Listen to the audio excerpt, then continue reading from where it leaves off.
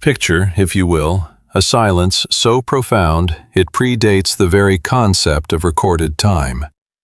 We must cast our minds back through the corridors of history, drifting past the smoke-choked skylines of the Industrial Revolution, past the stone fortresses of the medieval kings, and past the marble columns of Rome. We journey to a time when the earth was younger, wilder, and governed by the rhythms of the sun and the flooding of great rivers. Before the cobbled streets of London were laid, before the gas lamps flickered in the Victorian fog, there was only the wind moving over the fertile plains of Mesopotamia. It is here, under the relentless, hammering sun of ancient Sumer, that the story begins. Not with a roar, but with a whisper. Not with a machine, but with a flower. Imagine the landscape of the Fertile Crescent, the cradle of civilization, some 6,000 years ago. The air is thick with heat and the smell of wet clay. The Tigris and Euphrates rivers carve their serpentine paths through the land, feeding the irrigation canals that sustain the first great cities of humanity. In the fields that stretch toward the horizon, amidst the barley and the wheat, a splash of brilliant color breaks the monotony of the earthen tones. It is the red flower, Papaver somniferum, bowing its heavy, crowned head in the afternoon breeze. To the untrained eye, it is merely a botanical curiosity, a fragile bloom with petals like crinkled silk that fall away all too quickly. But the Neolithic farmers, men and women whose hands are rough with the dust of the fields, know the secret hidden within. They know that this plant possesses a soul. They call it Hul Gilthe, plant of joy. Let us walk among them in this ancient field. It is early morning, and the dew is still clinging to the green, glaucous stems.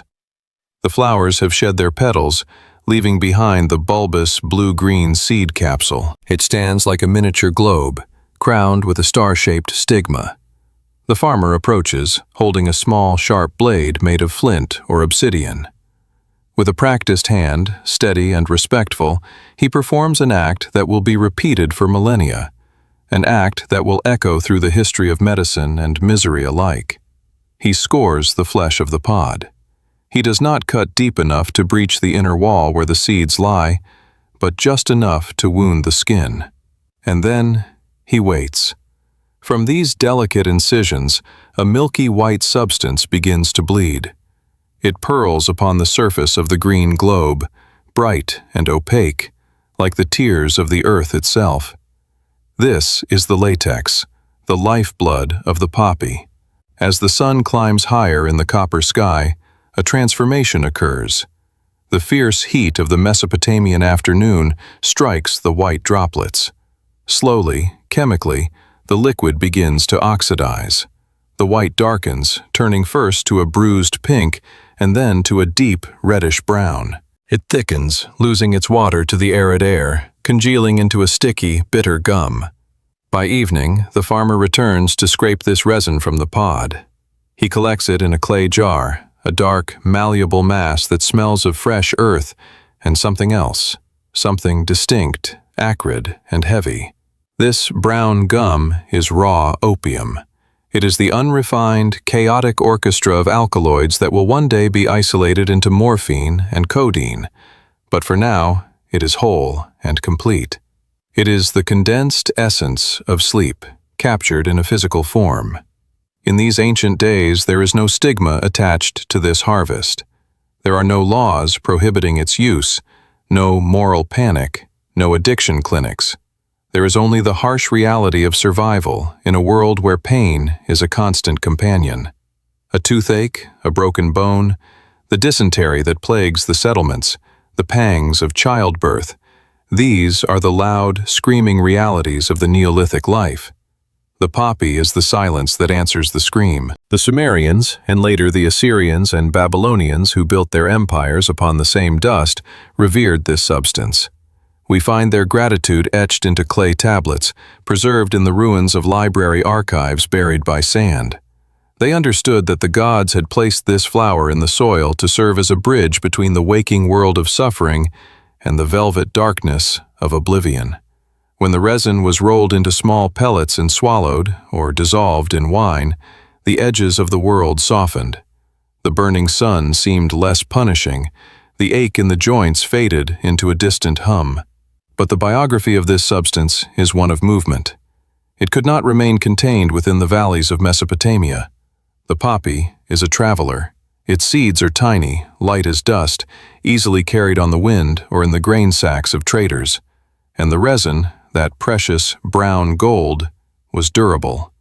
It did not spoil like fruit or sour like milk. It could be pressed into cakes, wrapped in leaves, and carried for thousands of miles. And so, the tears of the poppy began their journey along the early arteries of trade, moving west toward the Mediterranean and east toward the rising sun. We follow the caravan routes now, crossing the Sinai, moving into the kingdom of the Nile. Ancient Egypt, with its obsession with the afterlife and the preservation of the body, embraced the poppy with a fervor that rivaled the Sumerians. Here, in the shadow of the Great Pyramids, the flower found a new home in the rich, black silt of the Nile Delta. The city of Thebes became so famous for its potent opium that the substance itself was often called Thebaic opium. Picture the Egyptian physician, a priest-doctor clad in white linen, consulting the scroll of the Ebers Papyrus, one of the oldest medical texts in existence. He reads the recipes for soothing the cries of children and easing the agony of wounds. He takes a small juglet, a ceramic vessel imported from Cyprus. These juglets are fascinating artifacts. They are shaped like the poppy capsule itself, inverted, with a base that allows them to stand. It is an ancient form of branding, a visual language that transcends literacy. Even the unlettered servant knows that the vessel shaped like the poppy head contains the spirit of the poppy. In the cool, torch-lit chambers of a Theban palace, the resin is mixed with honey and fly excrementa, common binding agent of the time, to create a tonic. It is administered to a restless pharaoh or a weeping infant. The effect is the same as it was in Sumer. The breathing slows. The eyelids grow heavy. The harsh glare of the Egyptian sun is replaced by a cool, internal twilight. The Egyptians associated the poppy with the gods of the dead and the mysteries of Osiris. They understood, perhaps better than we do, the close proximity between sleep and death. To sleep was to practice dying. To die was to sleep eternally. The poppy mediated this boundary. It was a sacred key that could unlock the door to the underworld, allowing the spirit to wander in the field of reeds while the body remained anchored to the earth. As the centuries drift by like barges on the Nile, the power of the poppy spreads across the wine-dark sea to the islands of Greece. Here, the story of opium takes on a new layer of mythological weight. It becomes woven into the very fabric of the divine family. We see the Minoan civilization on the island of Crete, a culture of bulls and labyrinths. In a dark sanctuary, archaeologists uncover a statue of a goddess. She stands with her arms raised in benediction, her eyes wide in a trance. Rising from her diadem, carved into the clay of her crown, are 3 distinct poppy capsules. Notice the vertical slits carved into the pods of the statue, the sign of the harvest. This is the poppy goddess. She is the patron saint of the altered state, the deity who presides over the dissolution of pain. The Greeks, with their love of categorization and philosophy, gave us the vocabulary we still use today. The word opium itself is derived from the Greek opos, meaning simply juice or sap. But they gave us another word, a word that captures the dual nature of the substance more perfectly than any chemical formula. Pharmakon. Pharmakon is a word with a double edge. It means medicine, a cure that heals. But it also means poison, a toxin that destroys. And, in a third sense, it means scapegoat or sorcery. The Greeks understood that the difference between a cure and a poison is often merely a matter of dosage. The poppy was the ultimate pharmakon. It could save a man from the madness of pain, or it could drag him down into a sleep from which he would never wake. It is in the literature of ancient Greece that we find the most haunting descriptions of the drug's power. Picture the blind poet Homer, chanting the verses of the Odyssey by the light of a fire. He tells of Helen of Troy, the face that launched 1,000 ships, holding a banquet for the grieving Menelaus and his son. The guests are weeping, burdened by the memories of the Trojan War, the loss of comrades, the endless sorrow of battle. Helen, possessing the secret drugs given to her by an Egyptian queen, casts a substance into their wine. Homer calls it nepenthe, literally, no sorrow, or anti-grief. Listen to the poet's description of its power. Whoso should drink this down, when it is mingled in the bowl, would not let fall a tear down his cheek in the course of that day, not even if his mother and father died, not if men slew his brother or dear son before him, and his eyes beheld it. This is a terrifying and beautiful promise. It is the promise of emotional anesthesia. The nepenthe does not change the reality of the world. The wars are still fought. The loved ones are still dead, but it changes the internal landscape of the drinker. It erects a wall of glass between the soul and the suffering. It is the first recorded instance of the desire to chemically erase trauma. In the hands of Helen, the resin of the poppy becomes a tool of mercy, but also a tool of obliteration. To feel no grief when a brother dies is to lose a part of one's humanity, yet the ancients, living in a world of sword and shield, craved this respite. The mythology deepens. The Greeks personified sleep as the god Hypnos, a gentle winged deity who lived in a cave where the sun never shone. At the entrance to this cave, the poets tell us, grew an abundance of poppies. Hypnos would wander the earth, carrying a horn filled with opium juice, dripping it onto the eyelids of mortals to grant them rest. But Hypnos had a brother, Thanatos, the god of death. They were twins, born of the primal goddess Night. This kinship was not lost on the ancient mind. They knew that the little death of the poppy trance was a foreshadowing of the final darkness. As the torch of civilization passed from Greece to Rome, the consumption of opium scaled up from the individual to the imperial. The Romans, with their engineering prowess and their vast conquests, industrialized the trade of the drug. The Pax Romana was built on steel, law, and opium. The great physician Galen, whose writings would dominate medicine for 1,500 years, was a fervent advocate of the poppy. He created the theriac, a complex fermented concoction containing dozens of ingredients, but with opium as its beating heart. It was the universal antidote, the panacea, the cure-all. Emperor Marcus Aurelius, the philosopher king who wrote the Meditations, took a daily dose of theriac. Historians whisper that the calm, stoic detachment found in his writings may have been aided by the steady, numbing rhythm of the drug. The Roman trade networks ensured that the tears of the poppy flowed like a dark river from the fields of Turkey and Egypt into the bustling markets of Rome. It was sold in small cakes in the specialized shops of the unguentarii. It was the aspirin, the sedative, and the recreational escape of the empire. From the senator in his villa to the soldier shivering on the rainy frontier of Britannia, the poppy was a constant companion. But empires fall. The stone columns crumble, the aqueducts run dry, and the lights of the cities go out. As Europe descended into the chaotic, fractured centuries of the Dark Ages, the knowledge of the poppy retreated. The complex medical texts of Galen were lost or locked away in dusty monasteries. The trade routes withered. The West forgot the sophisticated use of the drug, returning to crude herbalism and superstition. However, the golden thread of the story was not broken. It was merely held by other hands. While Europe slept in the mud, the Islamic Golden Age was dawning in the East. In the caliphates of Baghdad and Damascus, scholars were preserving and expanding the ancient wisdom. The great Persian physician Avicenna, the Prince of Doctors, wrote extensively of opium in his Canon of Medicine. He described it with clinical precision, noting its power to stop diarrhea, to dry up secretions, and to kill pain. But he also sounded a warning, a note of caution that had been largely absent in the jubilant praise of the Sumerians.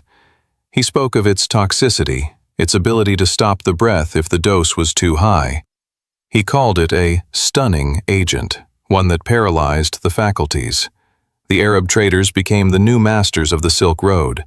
They carried the brown gum in their camel caravans, traversing the deserts under the vast canopy of the stars.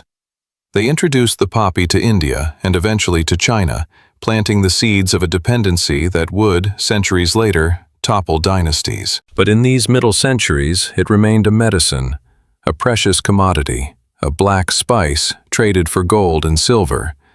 It is a strange thought to imagine this resin, this dried vegetable juice, sitting in a jar on the back of a camel, swaying with the rhythm of the march. Inside that dark, sticky mass lay the potential for dreams and nightmares, waiting for the right moment to re-enter the Western consciousness. As the Renaissance began to illuminate Europe, the knowledge returned. The Crusaders, returning from the Holy Land, brought back stories of the Saracen potions. The texts of Avicenna and Galen were translated back into Latin. The poppy was coming home. But it was still the raw, primitive gum. It was hard to digest, bitter to the taste, and difficult to dose accurately. A chunk the size of a pea might bring sleep to one man and death to another. The active spirits within the gum, the alkaloids, were trapped in a matrix of plant matter, waxes, and impurities. The ghost was locked in the machine. For centuries, this bitter resin waited. It sat in the apothecary jars of medieval Venice and Genoa, a mysterious substance from the East. It waited for a new kind of mind, a mind that looked at the world not just through the lens of harvest and trade, but through the lens of chemistry and transformation. It patiently awaited the alchemist. We are standing on the precipice of the modern era now. The ancient world, with its gods and myths, is fading. The scientific mind is awakening.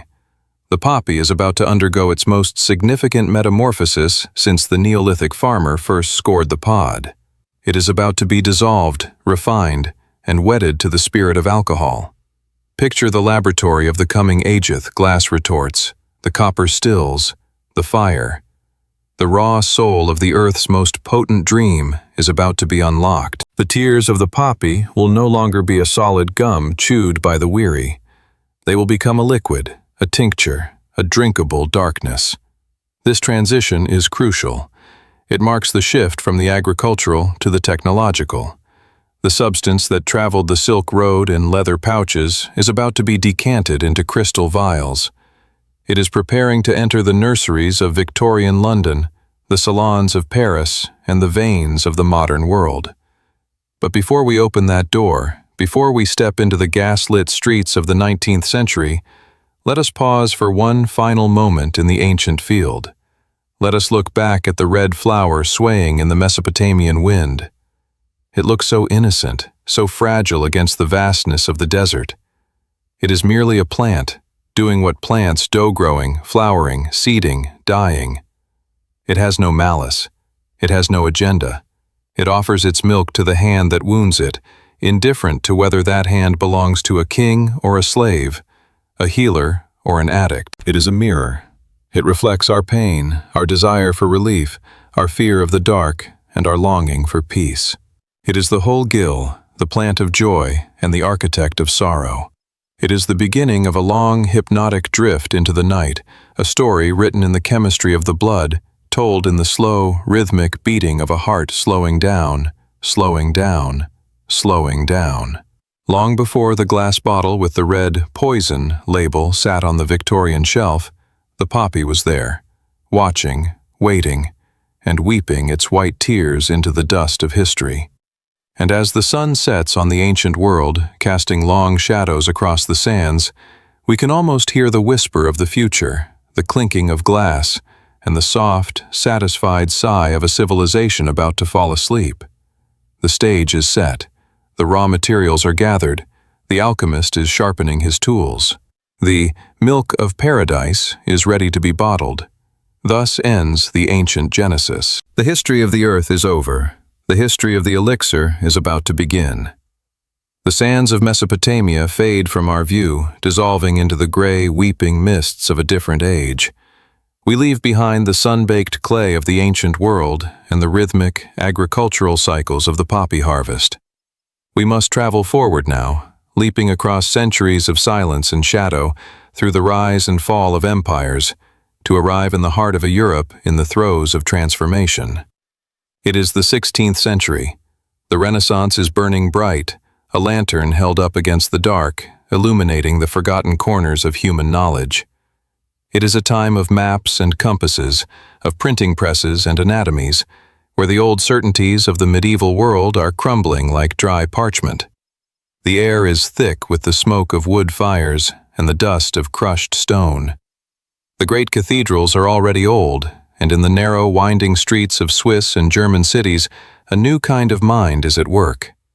We find ourselves standing before a heavy wooden door, bound in iron, set deep within a stone wall. Rain lashes against the cobblestones outside, a cold, relentless European rain that turns the streets to mud. But inside, there is warmth. Inside, there is a golden, flickering light. Let us push open this door and step into the sanctuary of the man who will change the biography of our subject forever. Enter the laboratory of Paracelsus. Picture the room. It is a cavern of curiosities, a cluttered, chaotic womb of creation. The walls are lined with shelves that groan under the weight of leather-bound tomes, their spines cracked and peeling. Glass jars filled with strange, suspended specimens, roots, minerals, perhaps the preserved organs of small animals, catch the light of the fire. The air is heavy, perfumed with a complex, acrid bouquet. The sharp bite of sulfur, the metallic tang of mercury, the musty scent of dried sage, and the underlying sweet rot of fermentation. But do not mistake him for the foolish gold-seekers who waste their lives trying to transmute lead into bullion.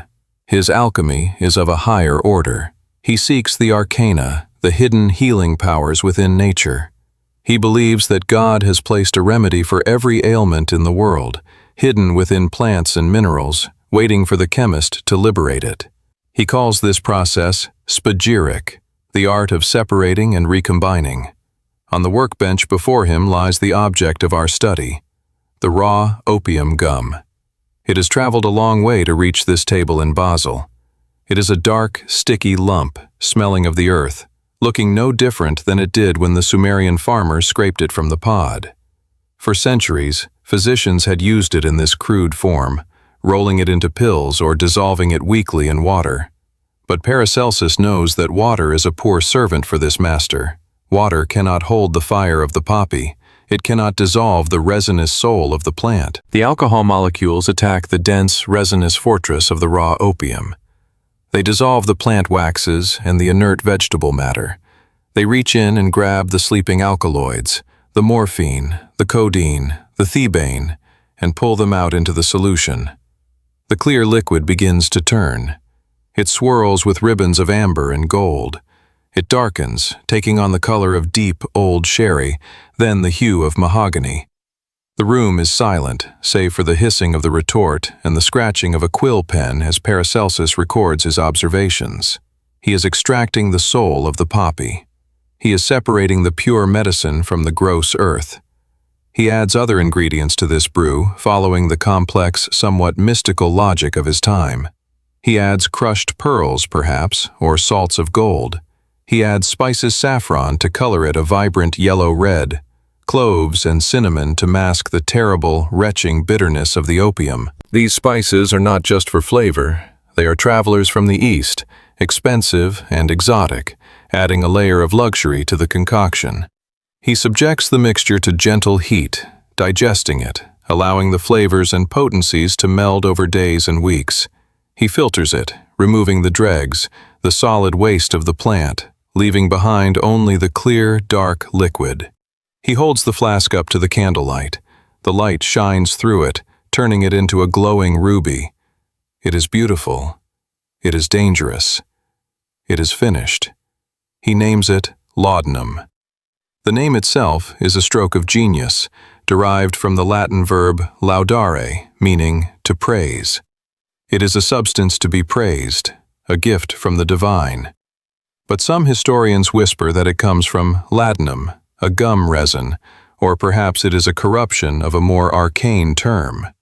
Regardless, the name sticks. It sounds heavy, rounded, and authoritative. It sounds like a benediction. But Paracelsus does not merely bottle this liquid and sell it in a shop. He is a man of drama, a weaver of his own legend. He understands that the power of a medicine is tied to the charisma of the healer. He carries a sword, a great, two-handed broadsword that hangs at his side wherever he travels. It is his trademark, a symbol of his aggressive, cutting intellect. But the sword is more than a weapon. The pommel of the sword, the rounded counterweight at the top of the hilt, is hollow. It is a secret chamber, and in this chamber, Paracelsus keeps his stones of immortality. He calls this hidden stash his azoth. The word azoth is an alchemical term for the universal medication, the essential agent of transformation. Legend tells us that he would open the pommel of his sword and dispense small, dark pellets or drops of his secret tincture to patients who were beyond hope. To the dying, to the agony-ridden, to those screaming from the pain of gangrene or the stone. Imagine the scene in a cold stone bedroom of a dying merchant. The family is gathered, weeping. The local doctors have bled the patient, purged him, offered prayers, but the pain remains a roaring beast. Then the stranger enters, the wild-haired Paracelsus. He draws not a scalpel, but a sword. The room falls silent in terror and awe. He unscrews the pommel. He takes a pinch of the dark substance, his laudanum, and places it on the patient's tongue. The effect is miraculous. Within minutes, the screaming stops. The contorted face relaxes. The breathing deepens. The patient drifts into a sleep so profound it resembles death, yet they wake the next morning, rested and numb. To the observers, this is not medicine. It is magic. It is the work of a wizard. Paracelsus has praised the pain away. In this moment, the substance changes. It ceases to be merely a plant growing in a field. It becomes a technology. Paracelsus has done something that the Sumerians and Egyptians could not. He has standardized the dream. By dissolving the opium in alcohol, he has created a tincture where every drop is roughly equal in power. It is shelf-stable. The alcohol preserves it, preventing the rot that plagued the raw gum. It is portable. A small vial can hold enough doses to silence the pain of a village. It is concentrated. One no longer needs to chew a mouthful of bitter resin. Just a few drops in wine will suffice. He has turned the tears of the poppy into a precise, liquid instrument. He has created the first true pharmaceutical of the modern age. But there is a shadow in this laboratory, a shadow that Paracelsus himself casts but does not fully see. In his quest for the panacea, he has also distilled the poison. The alcohol makes the opium hit the blood faster, harder. The marriage of spirits creates a union that is seductive and overwhelming. Paracelsus himself was said to be a heavy user of his own invention. We can picture him late at night, the storm still raging outside, the fire dying down in the grate. He is exhausted, his mind racing with theories and vendettas against the medical establishment. His body aches from the damp and the travel. He reaches for the flask. He pours a measure of the amber liquid. He drinks. The sensation is different now. It is not the muddy lethargy of the raw gum. It is a warm, golden wave that starts in the stomach and spreads to the fingertips. The bitter to the tongue but sweet to the weary body paradox takes hold. The alcohol burns, but the opium soothes. The mind detaches from the body. The cold of the stone floor disappears. The anxiety of his persecution fades. In his writings, Paracelsus claimed to have cured Dance of St. Vitus, epilepsy, and gout with his secret remedy. He wrote, "I possess a secret remedy which I call laudanum, in which is superior to all other heroic remedies." He believed he had found the key to the human machine. But as we watch him slump into his chair, the empty glass catching the last flicker of the candle, we are witnessing the birth of a dependency that will span centuries. He has unlocked the ghost, and the ghost is now loose in the room. The laudanum sits in its glass bottle, glowing with that seductive reddish-brown hue. It looks like liquid amber, like dissolved time. It is silent. It does not demand to be taken. It simply waits. It waits with the infinite patience of a chemical compound. This invention will outlive its creator. Paracelsus will die in mysterious circumstances, some say in a tavern brawl, some say from a stroke, some say from the very toxicity of the metals he worked with at the age of 48. His sword will be lost to history. His books will be debated for generations. But his laudanum? His laudanum will survive. It will leave the alchemist's lab and enter the apothecary's shop. It will travel from the pommel of a sword to the bedside table of the queen. It is still the pharmacon, both the savior and the destroyer. By adding alcohol, Paracelsus has not tamed the beast. He has given it wings. He has made it slick, fast, and socially acceptable. He has dressed the ancient Sumerian god in the clothes of European science. The candle burns down to the nub. The shadows lengthen and consume the laboratory. The fire in the furnace turns to ash. The alchemist sleeps, his chest rising and falling in the deep, chemically induced rhythm of the opiate. The storm outside begins to break, the rain softening to a drizzle. And there, on the workbench, amidst the scattered papers and the cooling instruments, the bottle of laudanum catches the first gray light of the dawn. It is the dawn of a new era, an era where pain is no longer a sentence from God to be endured, but a biological problem to be solved with a few drops of amber liquid. The ancient world is truly dead now. The modern world, with all its wonders and its terrors, has begun. The genie is out of the bottle, and it has a name, laudanum. It waits for the morning. It waits for the centuries to come. It waits for the millions of hands that will reach for it in the dark, seeking the same peace that the alchemist found in the bottom of his glass. The sword is sheathed, but the liquid is drawn, sharp and ready to cut through the fabric of consciousness. Let us leave Paracelsus to his rest. We must move forward. The bottle will travel from this cluttered room to the elegant shelves of the Enlightenment. The formula will be refined, the saffron added, the sherry improved, but the soul will remain the same. The marriage of spirits has been consummated, and the offspring of this union is ready to conquer the world.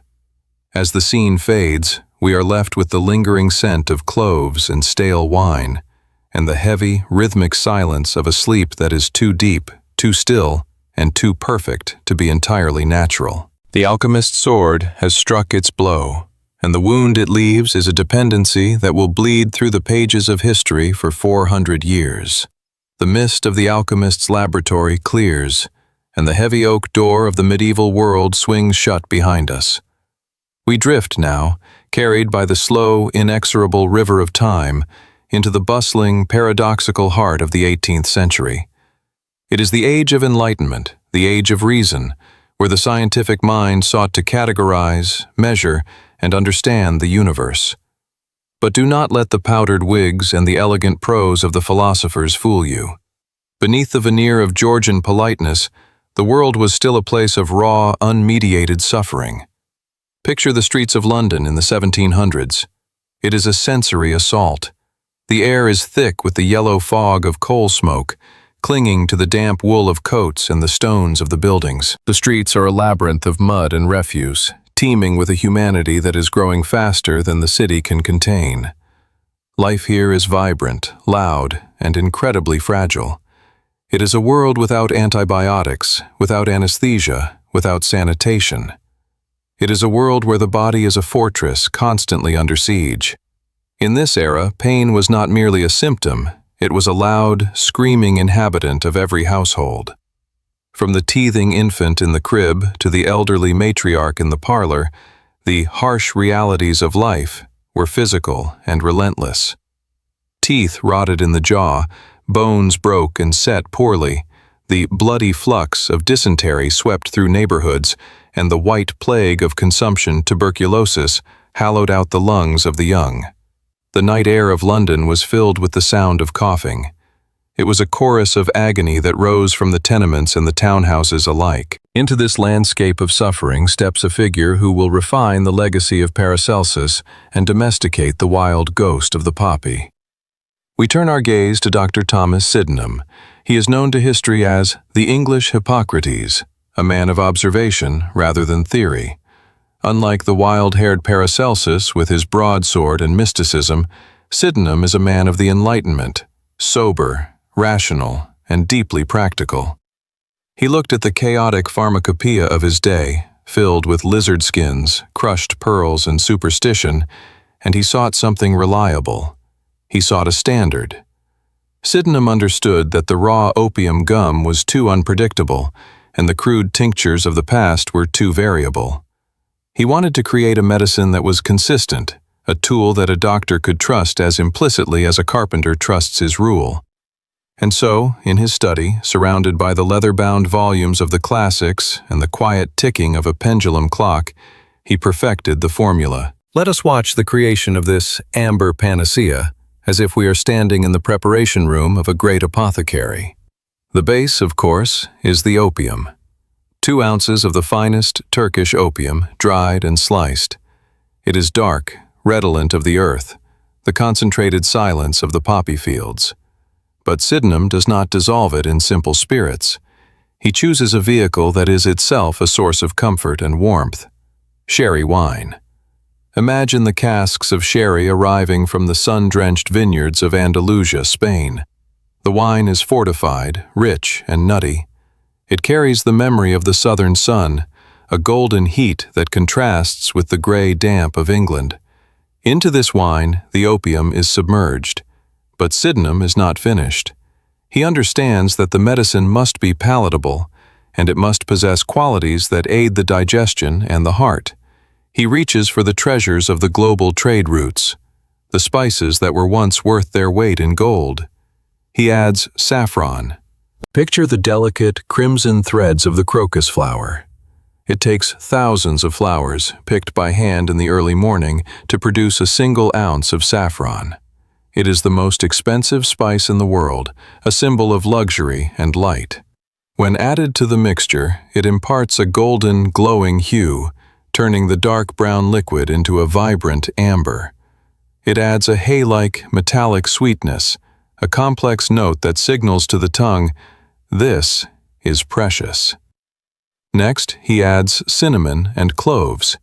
These are the scents of the Spice Islands, the distant, exotic East. The cinnamon bark, curled and fragrant, brings a warming heat. The cloves, looking like small, dark nails, bring a numbing, antiseptic pungency. These spices do more than flavor the drink. They are carminatives, meant to settle the stomach, to prevent the nausea that opium can sometimes cause. The mixture, opium, sherry, saffron, cinnamon, cloves, is left to macerate. It sleeps in a glass vessel, often buried in warm sand or set near a gentle fire, for days. The alcohol in the sherry pulls the alkaloids from the opium and the essential oils from the spices. It is a slow, chemical extraction, a mingling of continents in a single jar. Spain, Turkey, India, and England meet in the glass. When it is finished, it is filtered. The solids are removed, leaving behind a clear, heavy liquid. It glows. It catches the candlelight and holds it. This is Sydenham's laudanum. It is no longer the azoth of the alchemist. It is a refined, gentlemanly preparation. It is the aspirin of the 18th century, but infinitely more powerful. It is a liquid that can stop a cough, bind the bowels, calm the mind, and induce a sleep that feels like floating on a cloud of warm wool.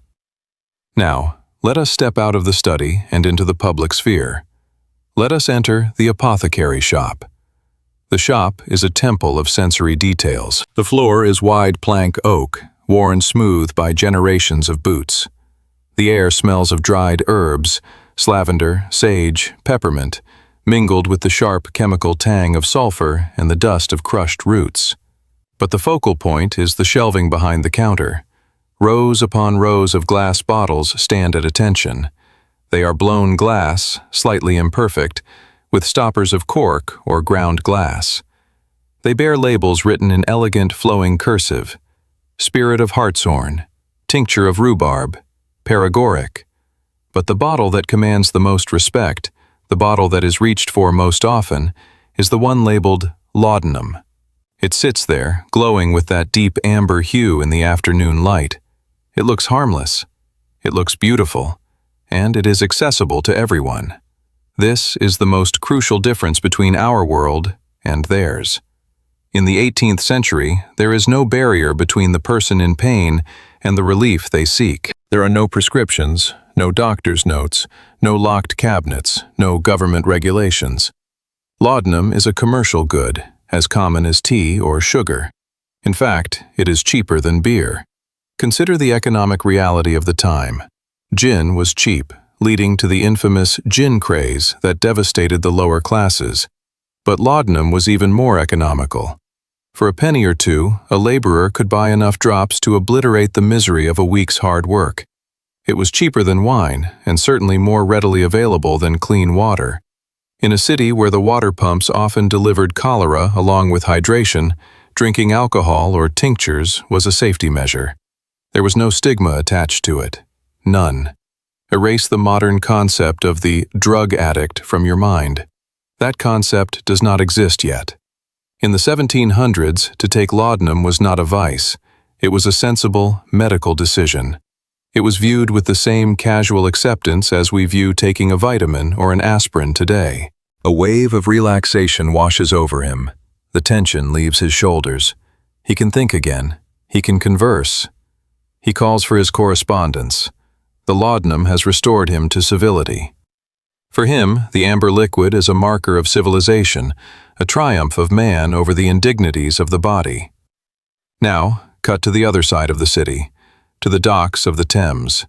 Here, the air smells of tar, rotting fish, and sweat. A dock worker, his body broken by years of lifting heavy crates, his lungs irritated by the coal dust, finishes his shift. He is coughing a dry, hacking cough that tears at his chest. He has a few pennies in his pocket. He walks into a small, dark chemist's shop on a side street. He places a coin on the counter. The chemist pours a small measure of the amber liquid into a recycled bottle brought by the worker. The worker takes a swig right there in the shop, or perhaps mixes it with his evening pint of ale. The coughing stops. The ache in his back, which has been screaming all day, fades into a dull, distant hum. He walks home to his crowded tenement, capable of sleep, capable of facing the next day. For him, laudanum is not a luxury. It is the fuel that allows the human machine to keep working.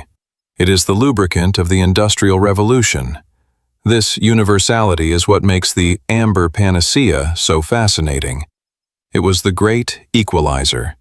In a society rigidly divided by class, the experience of opiate relief was a shared reality. The dreams of the Duchess and the dreams of the chimney sweep were spun from the same chemical silk. The medical community of the 18th century viewed laudanum with a reverence that bordered on the religious.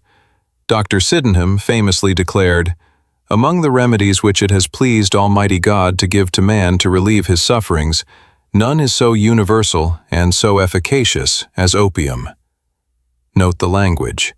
It has pleased Almighty God. This was not seen as a foreign invader or a dangerous toxin. It was a divine gift.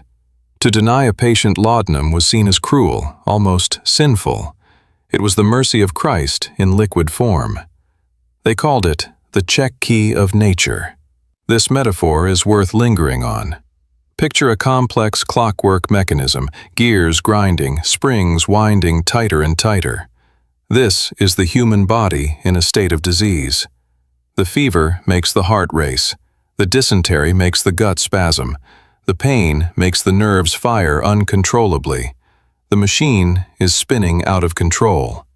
Laudanum was the key that, when inserted into the mechanism, paused the gears. It didn't necessarily cure the underlying disease.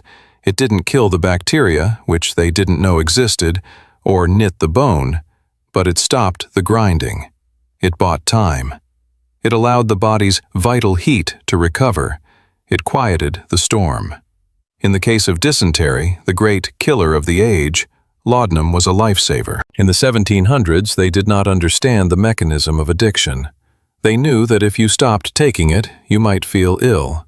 The yawning, the aches, the restlessness. But they attributed this to the return of the original disease, not to withdrawal. If you felt sick when you stopped the medicine, it simply meant you still needed the medicine. So the cycle continued, unbroken and unquestioned. Mothers used it.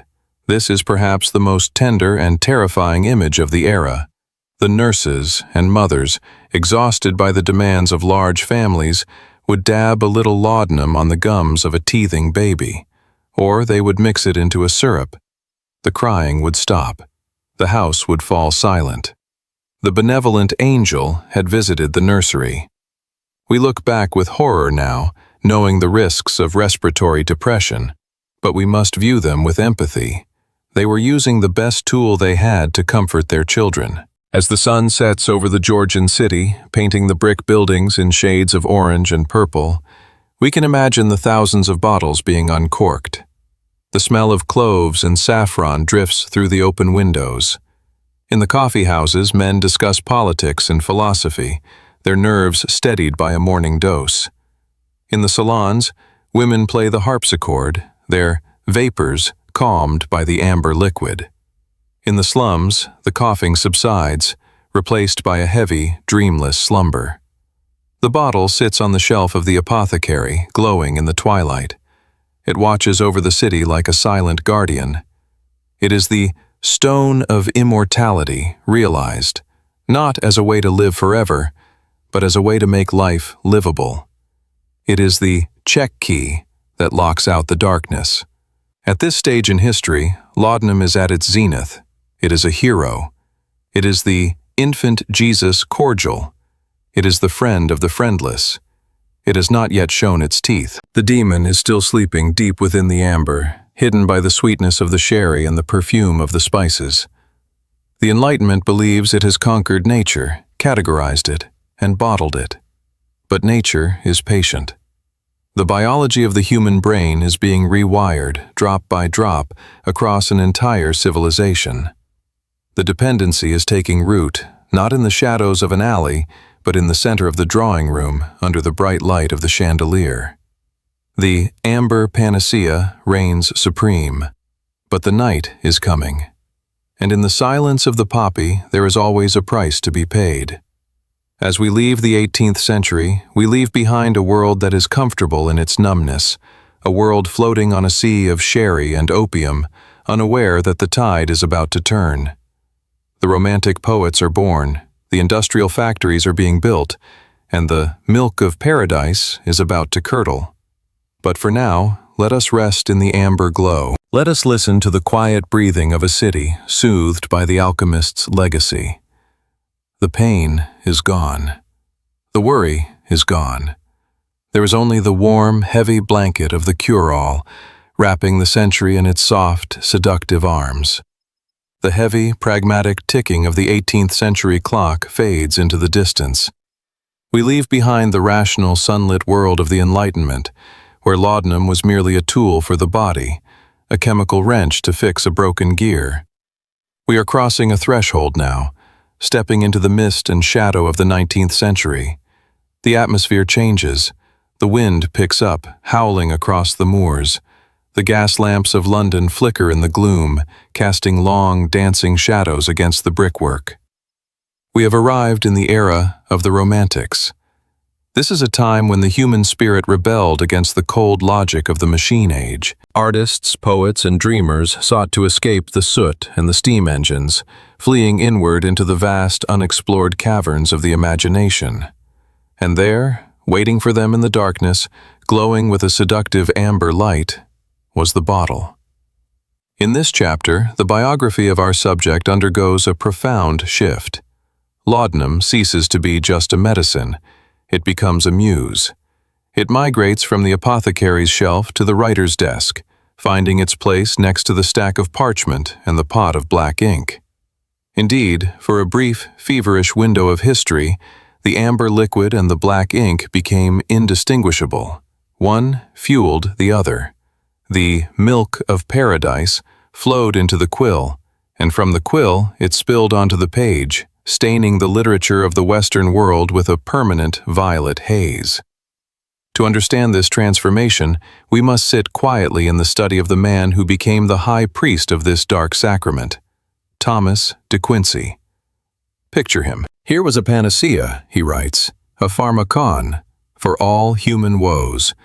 Here was the secret of happiness, about which philosophers had disputed for so many ages, at once discovered. Happiness might now be bought for a penny and carried in the waistcoat pocket. For De Quincey, the effect of laudanum was not intoxication in the way of alcohol. Alcohol, he argued, drags the man down, makes him sloppy and brutish. Opium, he believed, elevated the man.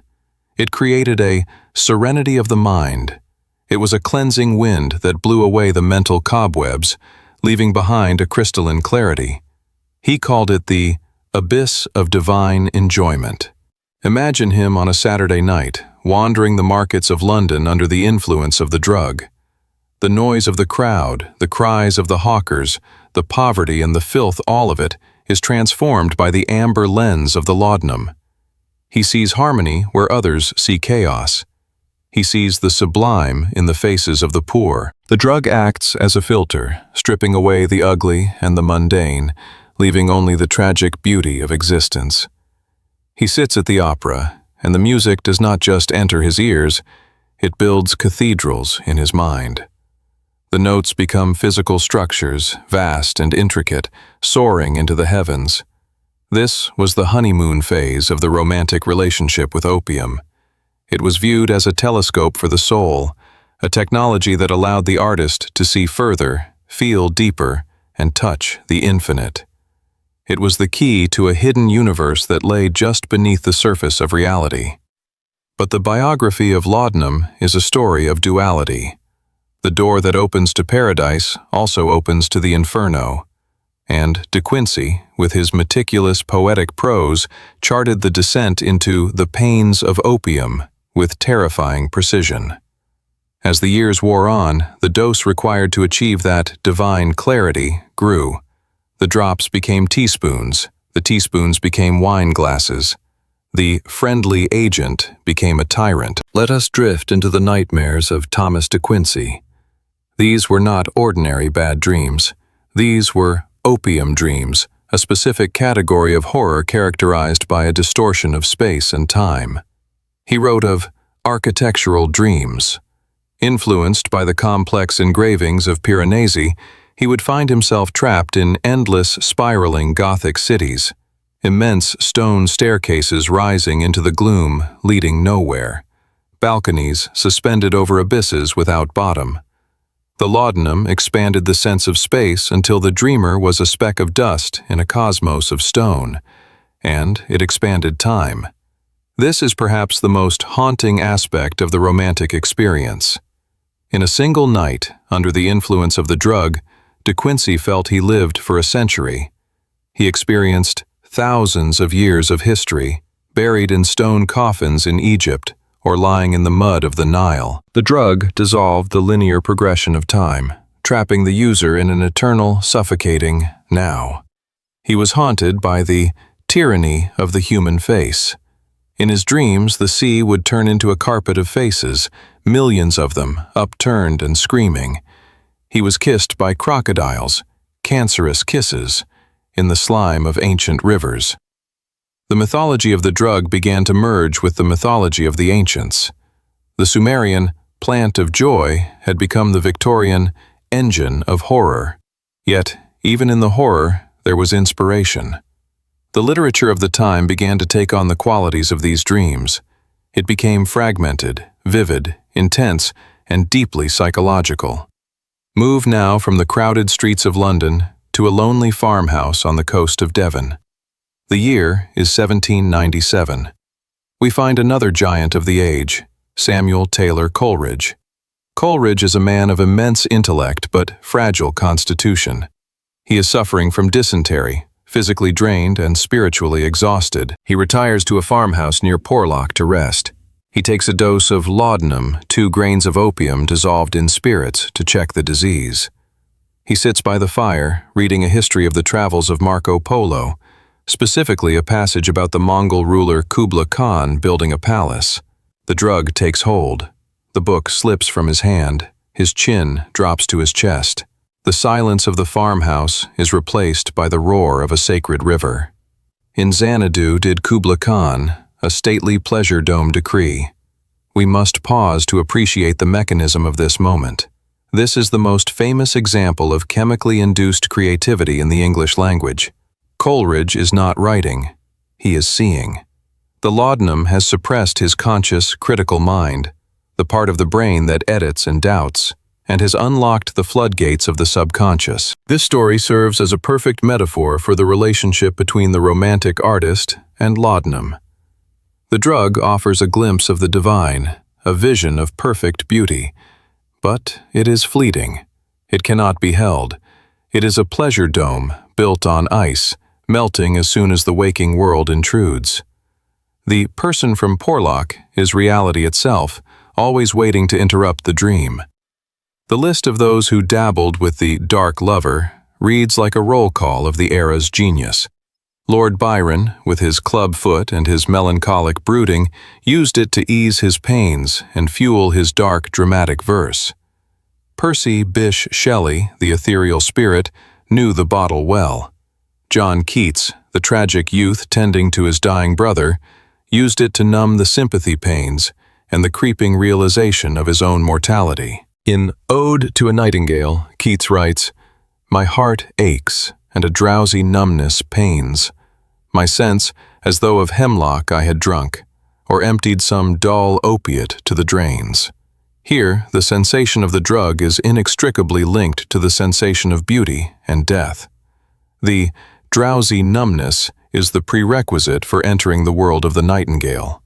This era created an aesthetic of the drug user that still lingers in our culture today. The image of the pale, hollow-eyed poet, burning with an inner fire while his body wastes away, became a romantic ideal. Tuberculosis and laudanum were the twin specters of the age. Tuberculosis made them pale and feverish. Laudanum made their pupils pinpricks and their minds vast. It was a tragic glamour. To be healthy and robust was seen as almost vulgar. To be sickly and drugged was to be spiritual. But we must not romanticize the reality too much. The biography of the bottle in this chapter is also a biography of constipation, of withdrawal, of shattered nerves and ruined finances.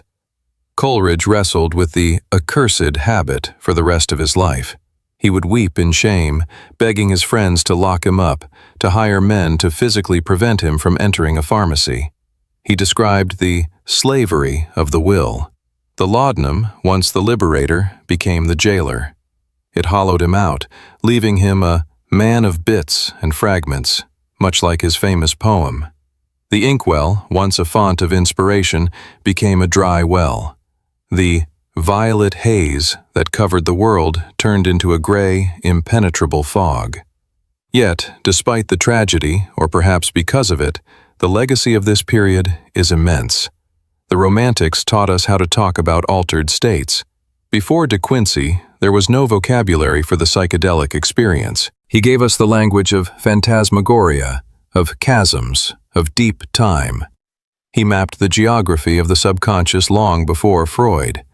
He showed us that the human mind is a house with many rooms, and that some of those rooms are locked, waiting for a chemical key. As the chapter of the Romantics closes, we see the bottle of laudanum resting on a cluttered desk. It is surrounded by crumpled balls of paper, by spilled ink, by the debris of the creative struggle. The candle has burned low. The milk of paradise has done its work.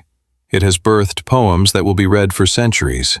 It has unveiled the hidden universe of the mind, but it has taken a heavy toll. The soul of the substance has mingled with the soul of the artist, and they are now forever intertwined.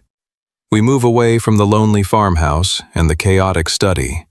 The era of the solitary genius wrestling with his demons is giving way to a new age. The drug is about to leave the garret of the poet and move downstairs, into the parlor of the respectable family. The dark lover is done courting the artists. Now it turns its gaze toward the mothers, the wives, and the children. The Victorian sun is rising, but the shadow of the bottle is growing longer. Listen to the scratching of the quill one last time. It slows and stops. The poet has fallen asleep. The dream has taken him, and the laudanum waits, patient and amber, for the moment he awakes.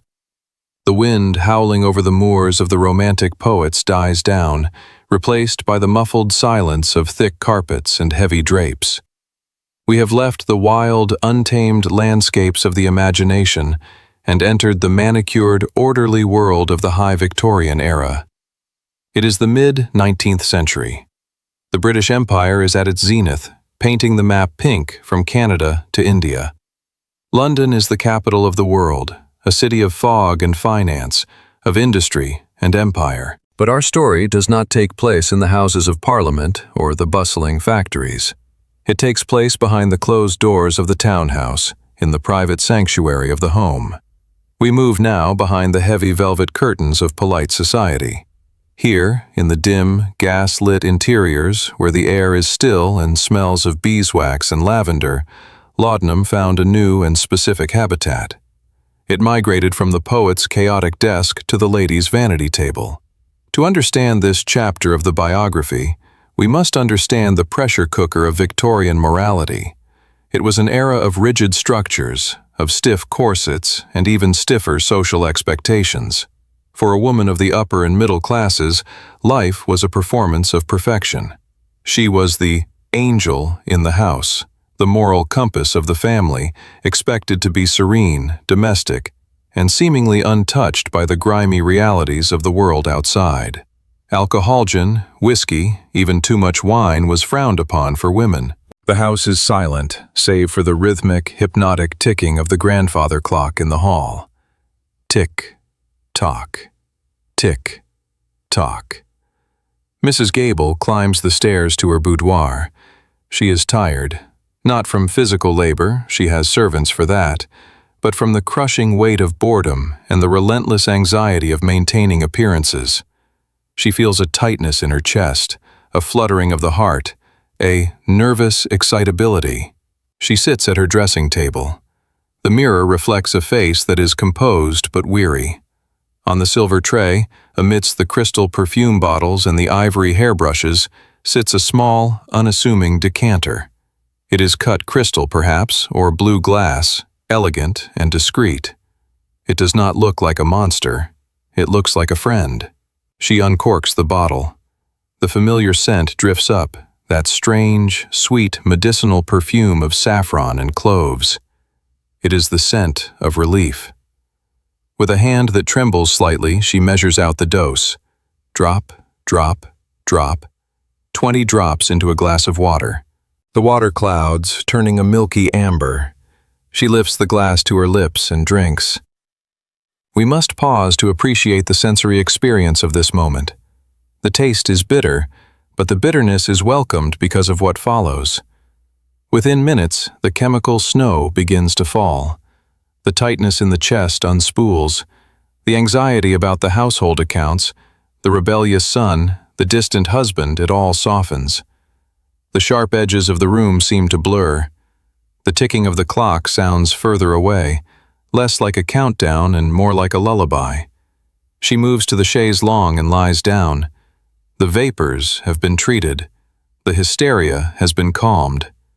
This was the hidden dependency of the Victorian upper class. It was a solitary, quiet addiction that took place in the most respectable homes in England. There were no opium dens here, no degradation, no squalor. There was only the quiet clinking of glass against glass in the privacy of the bedroom. Laudanum became the invisible member of the family. It was a ghost in the drawing room, present at every meal, every social gathering, every crisis. It was the secret stabilizer. When a daughter's engagement was broken, the bottle was there. When a husband was cold or cruel, the bottle was there. When the crushing monotony of a life confined to the domestic sphere became too much to bear, the bottle offered a door to a wider, warmer world. It is estimated that tens of thousands of Victorian women were functional addicts. They lived their entire adult lives in a gentle, hazy twilight. They were never drunk in the way a gin drinker was drunk. They were simply quiet, placid, detached. The medical establishment of the time was complicit in this haunting. Doctors, often baffled by the psychological complexities of their female patients, found laudanum to be the perfect silencer. A quiet woman was a healthy woman. A sleeping woman was a cured woman. They prescribed it freely, often unaware or willfully ignorant of the chains they were forging. And let us not forget the physical pain. Victorian fashion was a torture device in itself. The corset, laced tight enough to displace internal organs, caused indigestion, fainting, and shallow breathing.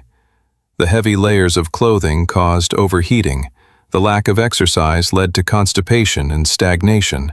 The body was in revolt, and laudanum was the suppressor of the rebellion. But the ghost demanded a price.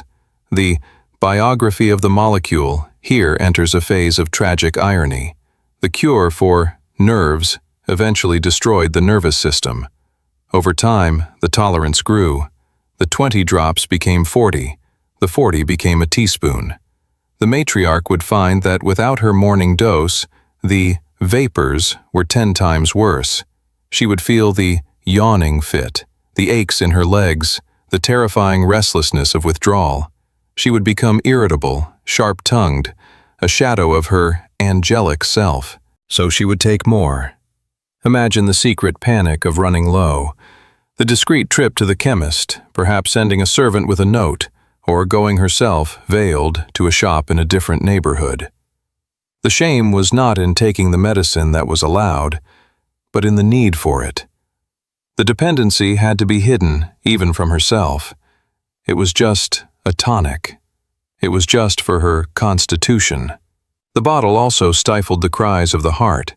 The Victorian era was a time of high infant mortality.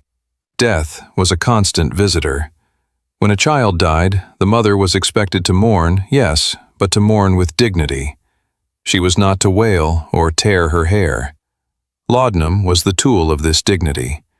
It allowed a mother to stand by a small grave, dry-eyed and composed, her grief frozen deep inside her by the freezing power of the opium. This emotional anesthesia had a profound effect on the culture of the home. Relationships became distant.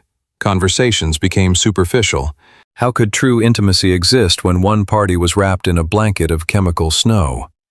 The laudanum created a wall of glass between the user and her family.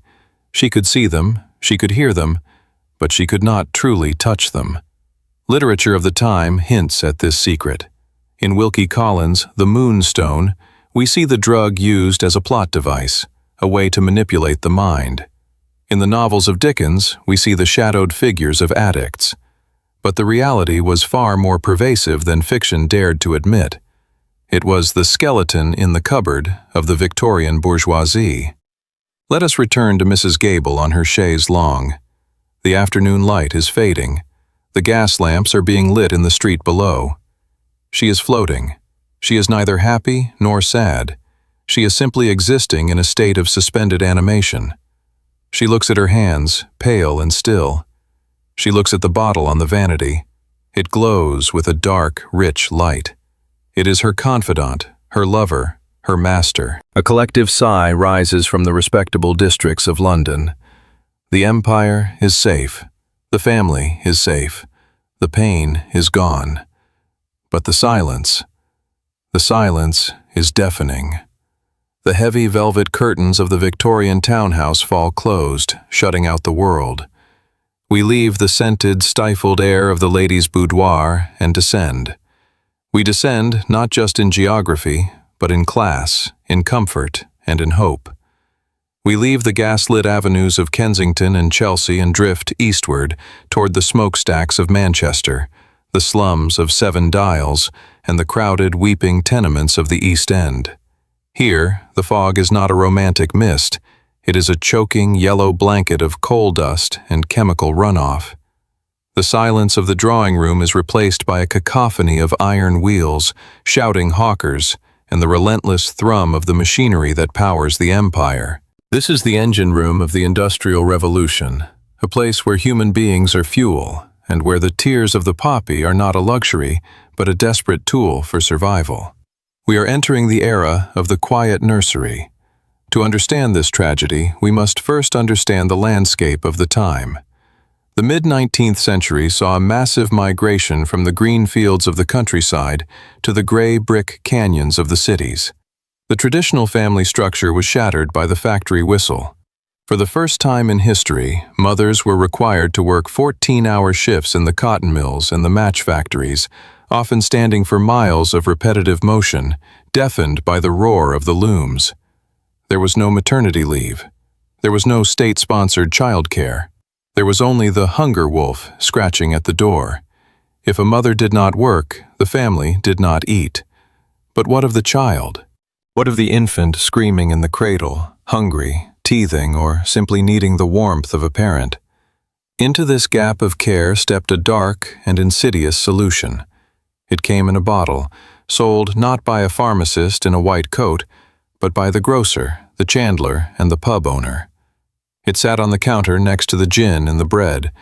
It was cheap, cheaper than milk, cheaper than food. It cost a penny. They called it Godfrey's Cordial, or perhaps they bought Mother's Quietness, Atkinson's Royal Infant Preservative, or Mrs. Winslow's Soothing Syrup. The names were gentle, evocative of maternal care and royal protection. The labels depicted cherubic, sleeping babies, safe and sound. But the liquid inside was a lethal cocktail of treacle, molasses, water, spices, and a heavy, unregulated dose of laudanum. Let us examine the biography of Godfrey's Cordial. It was originally patented in the early 18th century by Thomas Godfrey, but by the Victorian era, the patent had long expired. Any shopkeeper could mix up a batch in the back room. The recipe was simple. Boil treacle to mask the bitter taste, add sassafras for flavor, and then pour in the opium tincture. Because there was no regulation, the strength varied wildly. One bottle might contain a grain of opium, the next might contain 5. It was a game of Russian roulette played with a teaspoon. Picture a cellar dwelling in a Manchester slum. It is pre-dawn, the air already thick with the soot of yesterday. The walls are damp, peeling with mold. A young mother, pale and exhausted, is preparing for her shift at the mill. Her hands are raw from the loom. Her baby, thin and fretful, is crying in a basket in the corner. The cry is thin, high-pitched, the sound of hunger and neglect. She loves this child.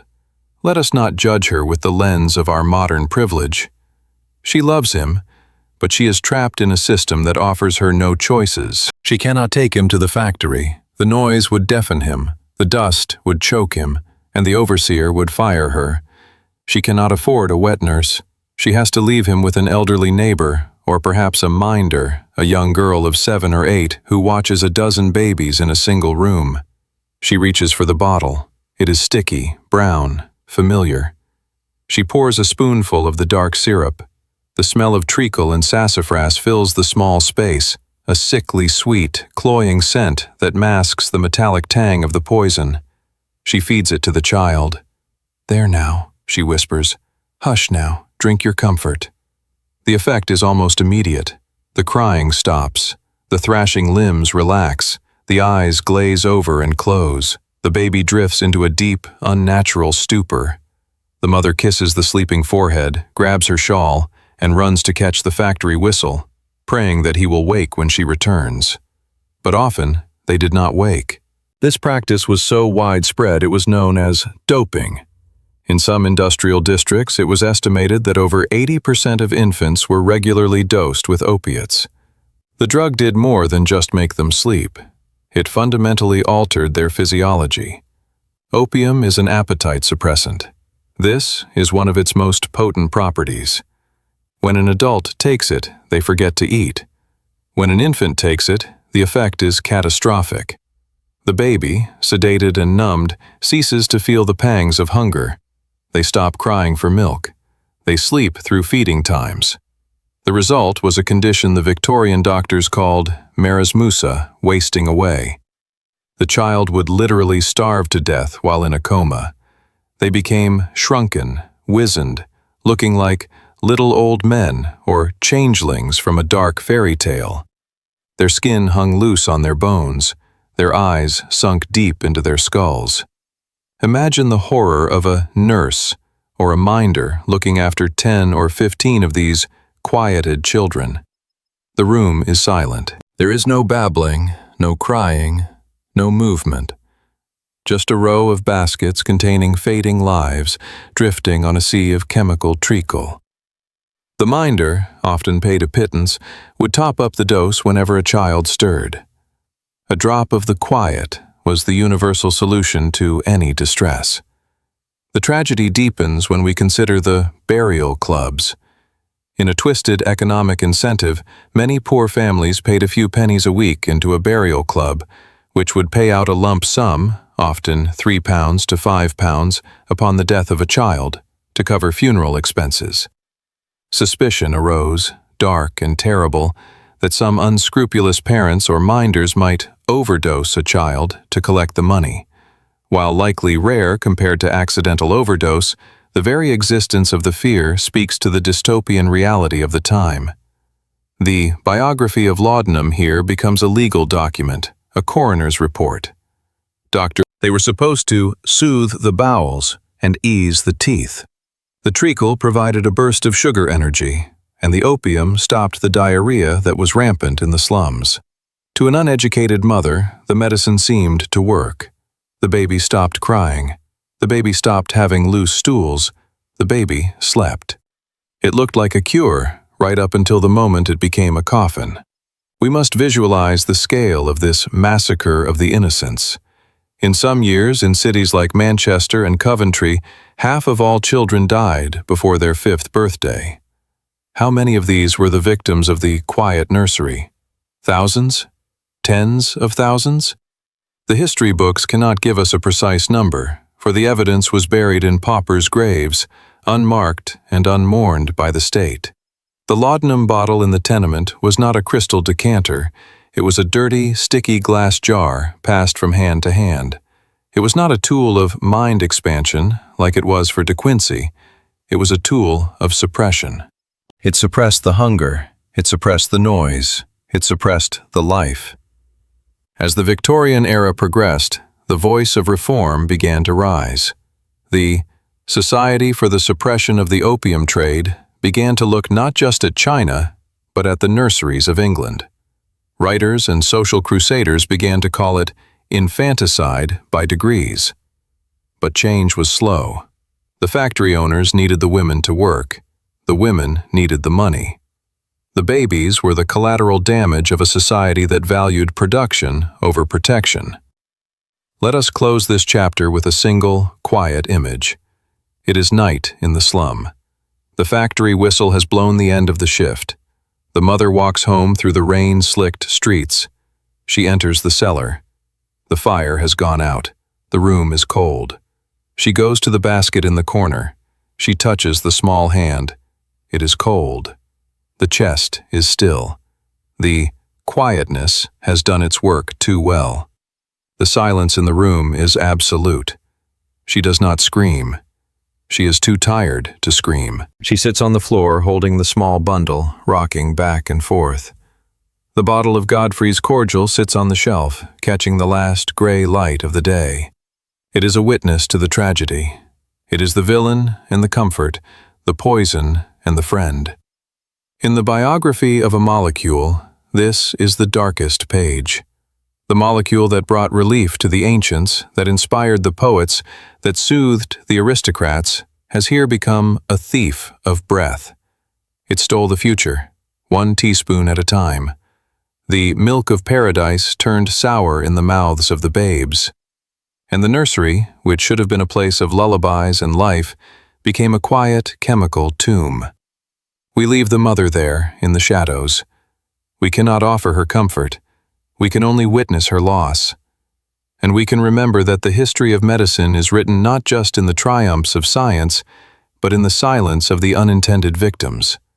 The story must move on. The era of unregulated poisoning cannot last forever. The law is coming.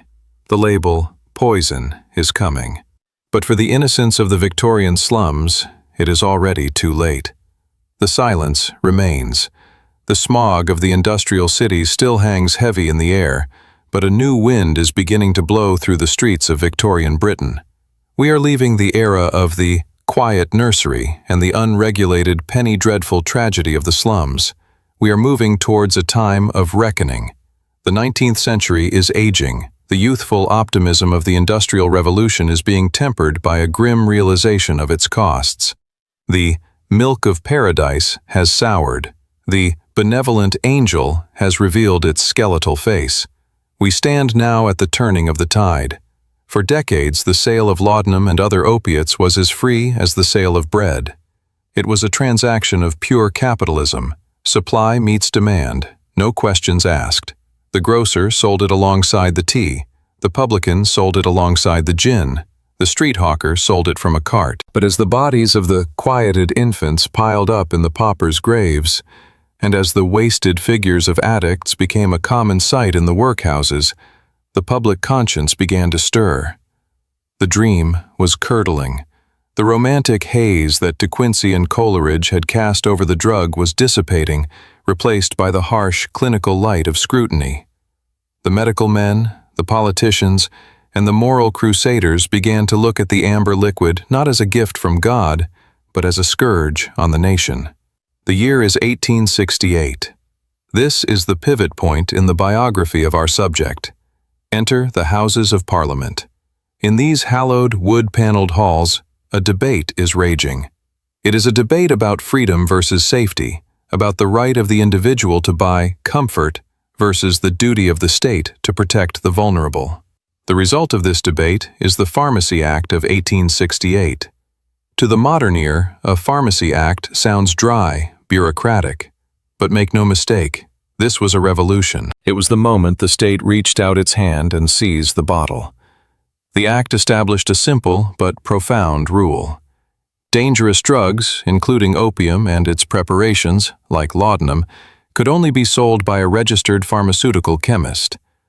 The era of the grocer-druggist was over. The era of the pennyworth of peace from the corner shop was ending. But the most visceral change was visual. The act mandated that any bottle containing these scheduled substances must bear a specific, standardized warning. It had to clearly state the name of the article, the name and address of the seller, and most importantly, it had to bear the word poison. Imagine the scene in a chemist's shop on the morning the law takes effect. The atmosphere has shifted. The casual intimacy is gone. A customer enters, perhaps an elderly woman who has taken her tonic for 20 years. She places her coin on the counter. The chemist, a man now empowered and burdened by professional responsibility, shakes his head. He cannot just fill her old jar. He must dispense it in a proper bottle. He must record the sale. And he hands her a bottle with a red label. Poison. The word screams from the glass. It is a memento mori, a reminder of death pasted right over the promise of relief. Psychologically, this was a seismic shock. For generations, laudanum had been associated with comfort, with mother's love, with the easing of pain. Now the government was telling the people that their friend was a killer. The bottle, which had sat proudly on the mantelpiece or the vanity table, now carried a mark of shame. It was a brand of danger. The biography of the bottle changes here from a romance to a criminal record. The bottle moves. It travels from the open shelves at the front of the shop, accessible to any child or passing laborer, to the back. It goes behind the counter. It enters the locked cabinet. This is a physical manifestation of the new moral order. The drug is now something to be guarded, rationed, and feared. The medical community, too, was undergoing a transformation. The doctor, once the benevolent dispenser of the panacea, began to see the opium eater through a new lens. In the early part of the century, addiction was seen as a bad habit, a vice, akin to gambling or excessive drinking. But as the science of physiology advanced, a darker understanding emerged. Doctors began to recognize the habit as a pathology. They saw the physical tremors, the pallor, the emaciation. They coined new terms: morphinism, chronic opium intoxication. The romantic figure of the eater was replaced by the pathetic figure of the slave. We see the rise of the inebriety movement. Asylums began to open specifically for the treatment of drug habits. The treatment was brutal, often abrupt withdrawal or cold turkey in a padded cell. The cure was often as terrifying as the disease. Let us return to the sensory experience of the user in this new era. The shame deepens. The Victorian lady, Mrs. Gable from our previous chapter, now has to look at that red label every time she seeks relief. She has to face the judgment of the pharmacist. She has to sign a poison book to get her supply. Her private habit is becoming a matter of public record. The invisible member of the family is being dragged into the light. This era also saw the rise of the patent medicine scandals. The crusading journalist Thomas Wackley, founder of The Lancet, waged war on the secret poisons. He analyzed the soothing syrups and published the results. He revealed that Godfrey's cordial was essentially lethal. He shamed the government into action. The public perception shifted from trust to suspicion. The mother in the slum looked at the quietness with new fear. Was she soothing her child, or was she killing him? The ignorance that had shielded the conscience of the nation was being stripped away. However, we must appreciate the complexity of this turning tide. The Pharmacy Act did not ban laudanum. It did not make it illegal. It merely restricted it. The Victorian belief in the right to self-medicate was still strong. A determined addict could still get their supply. They just had to visit 3 different chemists or forge a prescription. The iron grip of the drug was stronger than the paper of the act. We see a bifurcation in the culture.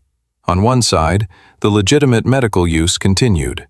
Morphine, the isolated alkaloid, was becoming the preferred tool of the doctors, delivered via the newly invented hypodermic syringia device that promised clean pain relief, but delivered a faster, harder addiction.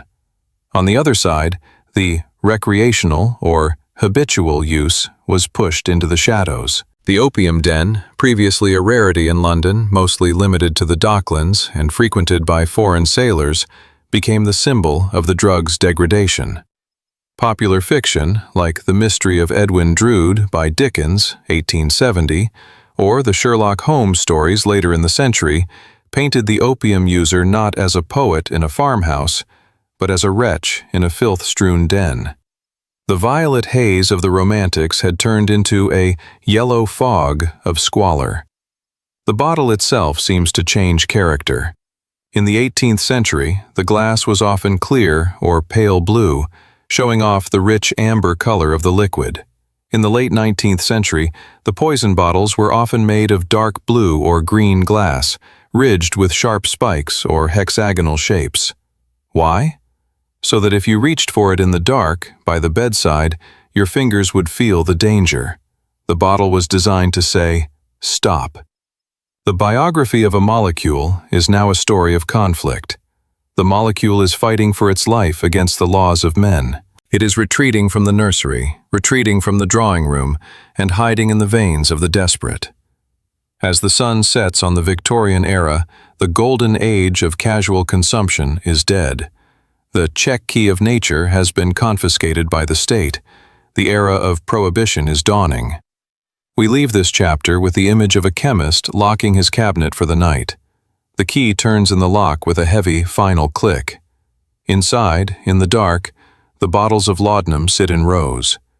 The red labels are invisible in the gloom, but their message remains. The party is over. The bill has come due. The world has awoken from its long, sweet dream to find a monster in the room. And the monster has a name, written in bold, black letters on a red background. Poison.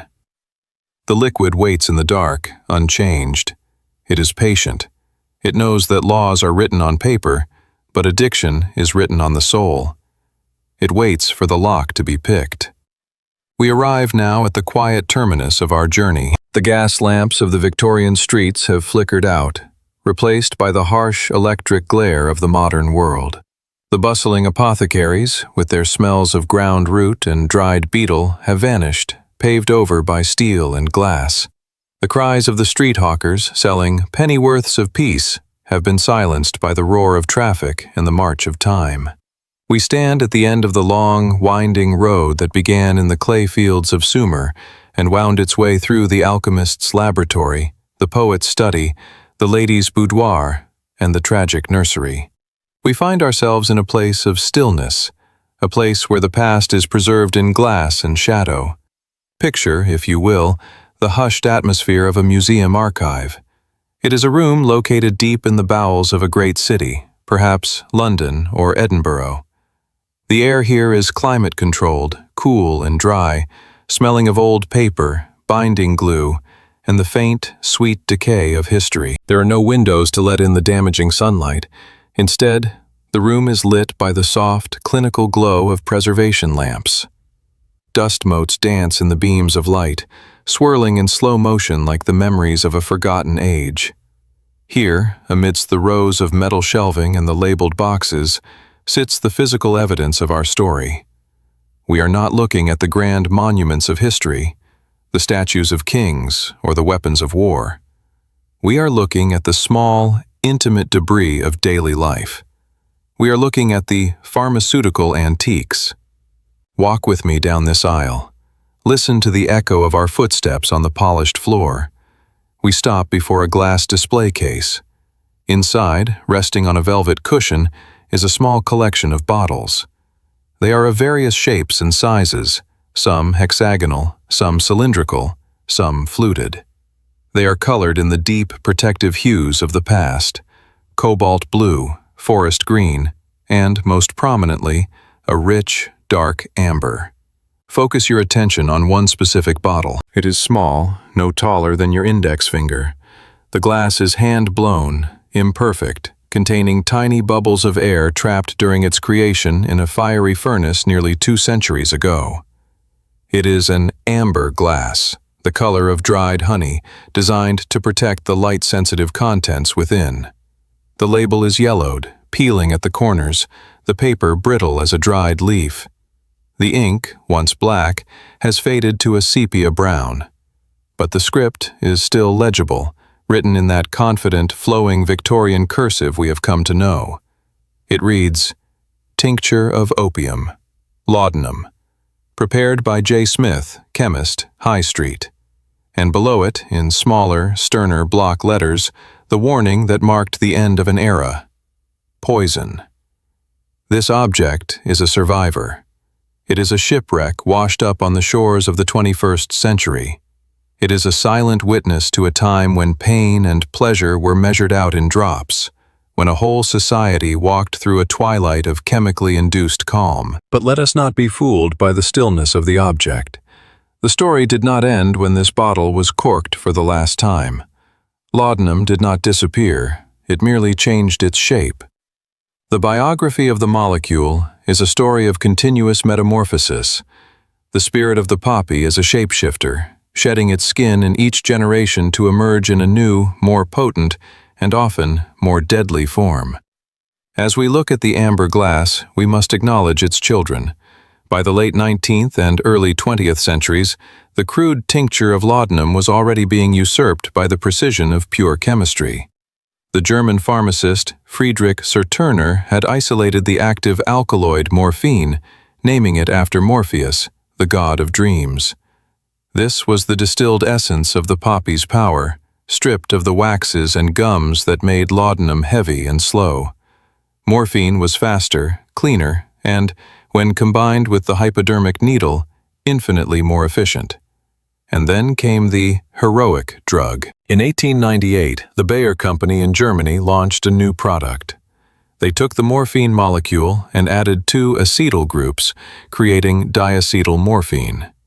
They marketed it as a non-addictive substitute for morphine, a cough suppressant for children, a cure for the very addiction that laudanum had caused. They named it heroin for the heroic feeling it gave the user. It is a tragic irony that echoes the mistake of Paracelsus. Just as the alchemist believed he had purified the stone of immortality, the modern chemists believed they had tamed the poppy, but they had only sharpened its claws. The laudanum bottle on the shelf is the ancestor of the heroin epidemic, the grandfather of the synthetic opioids, oxycodone, fentanyl, that haunt the modern world. The vehicle changes from a glass of sherry to a pill, to a patch, to a powder, but the passenger is the same.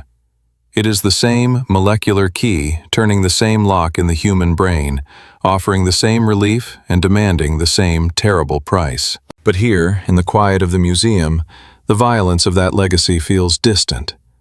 We are left with the artifact itself and the specific lost culture it represents. The cork in the bottle is dry and brittle. It has shrunk with age, pulling away from the glass neck. If you were to touch it, it might crumble into dust. Sealed inside, visible through the amber glass, is a dark residue. A crust of dried liquid lines the bottom of the phial. What is this residue? It is the physical memory of the tears of the poppy. It is the oxidized remains of the latex that bled from the pod in a field in Turkey or India 200 years ago. It is the dried sugar of the sherry wine. It is the ghost of the saffron and the cinnamon. If we could uncork this bottle, if we dared to violate the seal of history and bring it to our nose, what would we smell? We would smell the fading scent of dried flowers. We would smell a heavy, musty sweetness. It is a scent that evokes the velvet curtains of the drawing room, the damp wool of the nursery, the sweat of the fever bed. It is the olfactory signature of the Victorian age. To inhale it would be to time travel. We would be transported back to a world of gaslight and fog, where the nights were longer and darker, and the pain was sharper. This residue is a sediment of silence. Think of how many moments of agony were dissolved in this liquid. This specific bottle may have sat on the nightstand of a dying soldier, returned from the Crimea, easing his passage into the dark. It may have been hidden in the sewing basket of a lonely governess. It may have been the last hope of a mother watching her child struggle for breath against the whooping cough. The bottle is a palimpsest, a manuscript that has been written over. It carries the official writing of the label, but beneath that, it carries the invisible writing of the human hands that held it. We can imagine the tactile history of the glass. The glass is cold and smooth. It has been handled by the chemist with his stained fingers, by the servant rushing through the rain, by the trembling hand of the addict counting the drops in the candlelight. 1, 2, 3. Each drop a promise. Each drop a compromise. The legacy of the amber glass is also a political one. It stands as a monument to the shift in human consciousness regarding the nature of the mind and the state. The death of the laudanum era was not sudden, but it was final. The Great War, World War I, played a pivotal role. As millions of men were shattered in the trenches, the use of morphine and cocaine became rampant. The British government, fearing that the drug habit would undermine the war effort, passed the Defense of the Realm Act, DORA, Regulation 40B, in 1916, which strictly controlled the possession of these substances.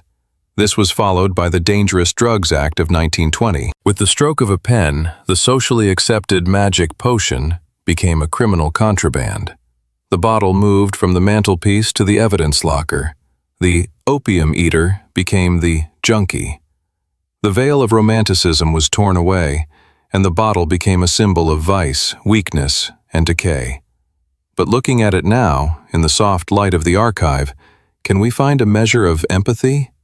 The stone of immortality promised by Paracelsus did not grant eternal life. We know that now. We know that the alchemist was wrong. There is no elixir that can cheat death. There is no chemical that can permanently erase the tragedy of the human condition. However, the laudanum bottle did leave an eternal echo. It reminds us of a fundamental truth about our species. We are fragile. We hurt. And for as long as we have hurt, we have sought a way to stop the hurting. We have looked to the earth, to the root, the leaf, the berry, the flower, to find a nepenthe, a sorrow banisher. The light catches the curve of the amber glass, making it glow with a dull, internal fire. It looks like a jewel. It looks like a trapped insect in amber. We turn away. We walk back down the aisle, past the shelves of history. The silence of the room closes in behind us. We leave the ghost in the glass case. But the scent follows us. Not the literal smell of the opium, but the metaphorical scent. We step out of the museum and into the modern street. We see the pharmacy on the corner. We see the tired faces of the people passing by. We see the headlines about the opioid crisis. The story is not over. The biography of Laudanum is just one chapter in the much larger, endless biography of humanity's relationship with pain. The poppy still blooms in the fields, the chemistry still works in the blood. The desire for the warm, numbing embrace is as strong today as it was in the clay huts of Sumer or the drawing rooms of London. Paracelsus is long dead. The Victorian ladies are dust, the nurseries are silent, but the echo remains. It is a whisper in the blood, a memory of a time when the world could be made soft and warm and golden, if only for a few hours. And so, we leave the amber glass to its rest. It stands on the shelf, dry and empty, a monument to a dream that was too beautiful to be true and too dangerous to be forgotten. Good night.